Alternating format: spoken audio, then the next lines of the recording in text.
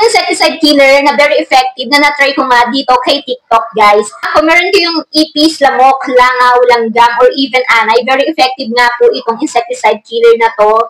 Subok ko na po ito dahil tingnan nyo naman, guys, konting-konti na lang, mauubos na talaga itong ang insecticide killer namin na to. Kaya naman o-order nga po ako ulit.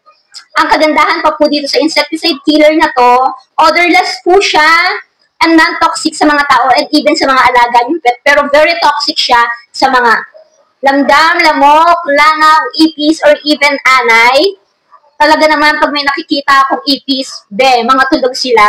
And even langgam, dati kapag nagpapatong lang ako sa table namin, ang dami na kagad langgam. Pero ngayon, ilang buwan na akong hindi nakakakita ng mga langgam. Kahit magpatong ako ng mga pagkain sa table namin. And kahit matagal nga siya nakapatong, hindi siya nilalanggambi. Dahil sobrang effective nitong insecticide, killer spray na to, non-toxic po ito, odorless, and very affordable pa. 500 ml na nga po ito. Wala pa po itong 100 pesos, guys. Kaya naman, i-check out nyo na kung problema nyo, ipis, langaw, lamok, langgam, or even anay sa bahay ninyo. Check out nyo na po ito. Uy!